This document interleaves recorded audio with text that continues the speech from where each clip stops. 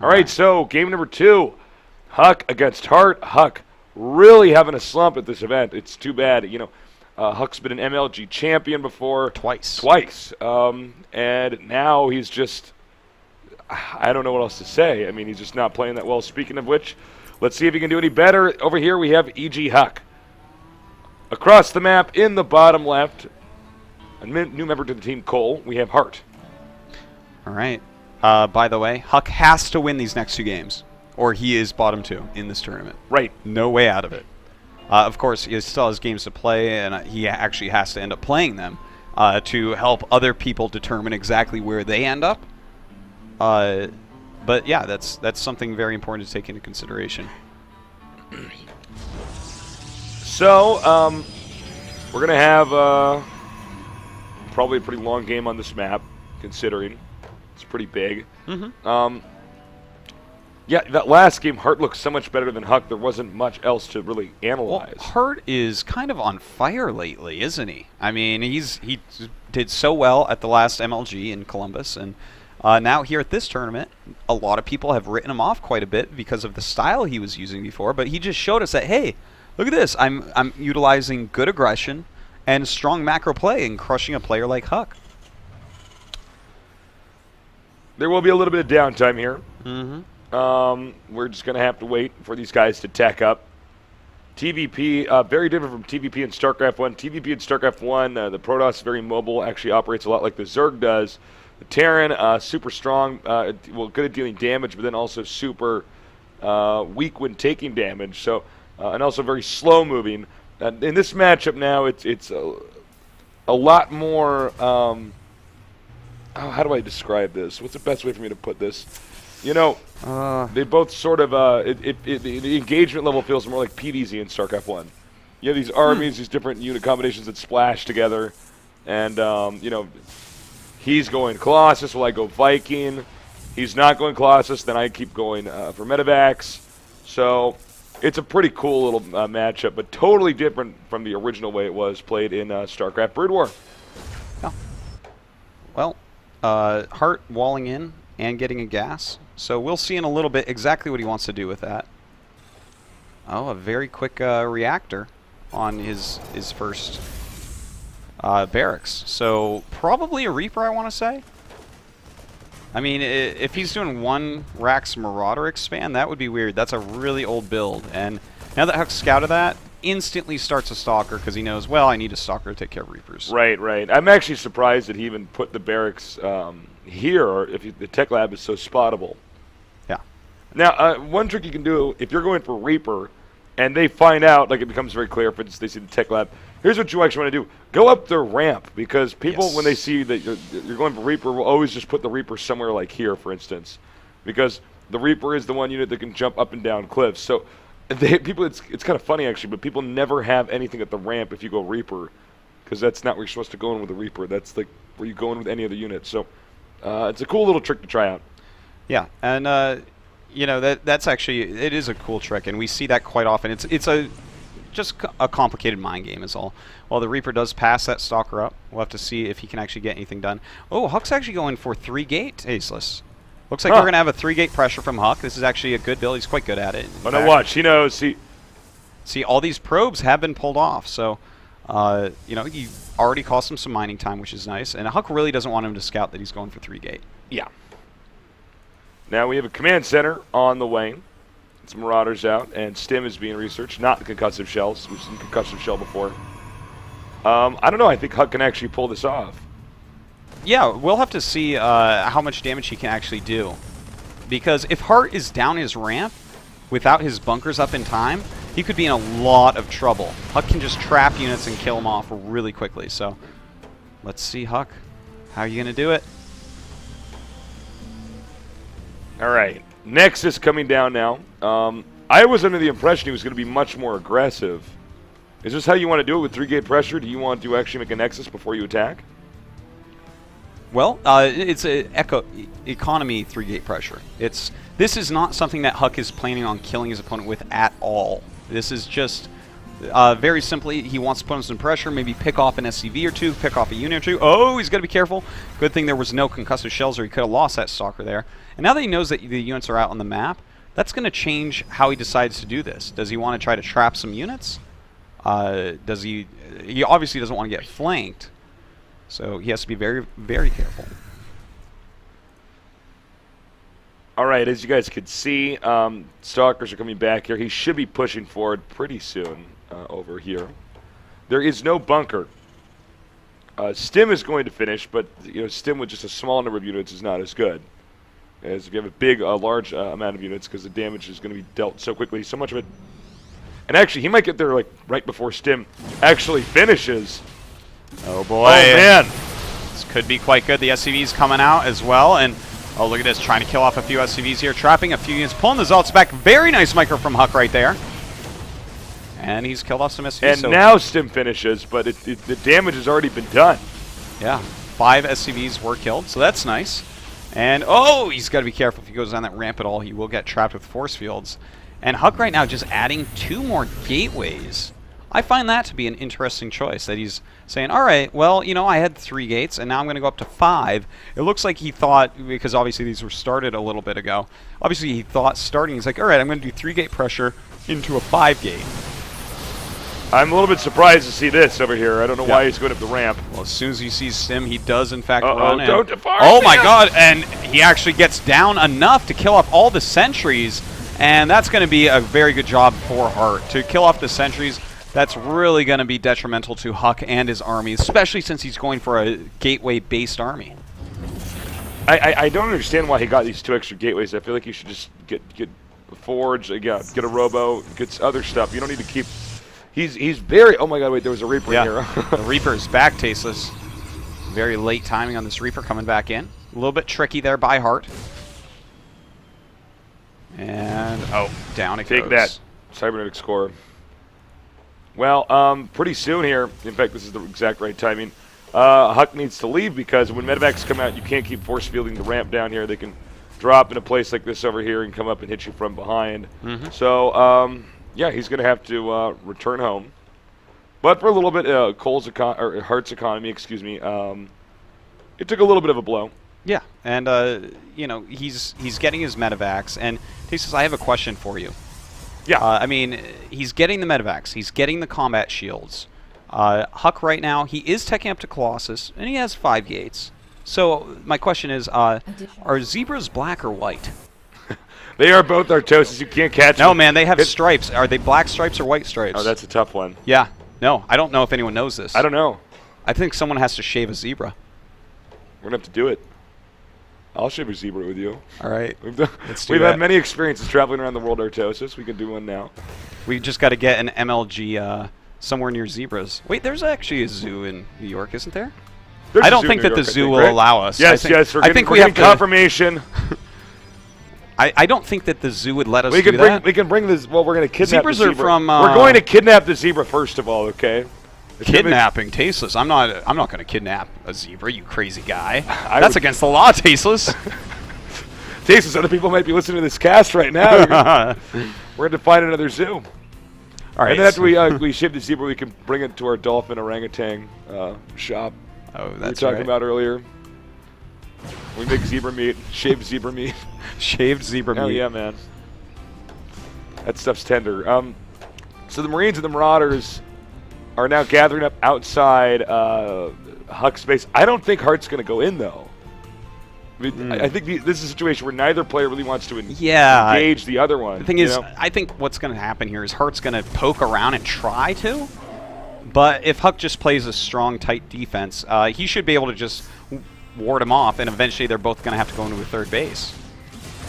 These 2 Zealots being warped in to do a little bit of harassment, but doesn't look like anything will really be done. Yeah. And I think now he's finally realized, oh, there must be a pylon down here. I probably should have checked earlier. He takes that out. The Thermal Lance is on the way. Nice positioning here with the Colossus. Yeah, more Colossi as well. Now he's getting the second one. I wonder, because this is looking very much like the build he did last game. Not exactly the same, but very similar style. Will he stop at 2 Colossus? Or will he go on to 3? Here's a question. Why is he getting attack instead of armor? Well, actually, I like attack for this when you're going for The Colossus. Colossus and a lot of Stalkers like we see here. It looks like he's setting up a timing attack as opposed to trying to stay alive with his Zealots being kited. Yeah, I mean, there's no charge on the way. That's really good with charge, but with Colossus, you have Ooh. Almost picks that off. And, you know, Huck's in pretty good position. He's adding gates, so actually well. this is pretty similar to what he was doing last game, but he has a better position on the map overall. He didn't lose a bunch of probes at some point. Oh, in fact, he did damage earlier on. So I'm actually liking Huck for this game, Tasteless. All right, but Hart would disagree with you, Artosis. He's closing in now. He has a lot of Marines. Hart seems to simply be better at producing. If you notice, it's 147 or 146 supply, 150 now, to 132. Yes. He's just making stuff faster. Huck's actually warping 3 cannons right now. Not sure how I feel about that. Obviously, anti-drop cannons. Where because are they? he is moving out with his entire army. There's 1, and I guess 2 must be in the main. But, you know, that's a lot of money to put into that when you have so many gateways. But this is obvious with him putting up those cannons that he really wants to get a lot of aggression on. I mean, he's planning to have his army out on the map. He knows he won't be able to deal with drops without some cannons there. So that's his thought process there. So we know he's going to be attacking. He's going to try to snipe down the Colossus. And 3 Colossus, a ton of Stalkers as well. This is a scary, scary army. And here we go. He's going to go for it, Tasteless. Picks up a bunch of units into 1 medevac.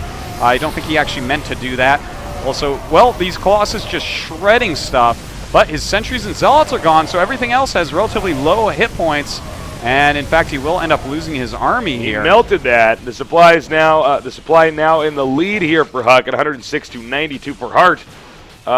He might be able to zap the rest of these medevacs if he can get over there in time. Stimming turning around, and intimidated Huck backs off, but only for a second before continuing to move southbound.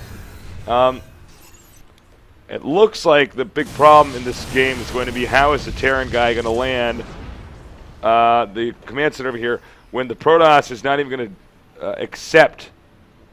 He's missing this gateway, but not even accept a second base.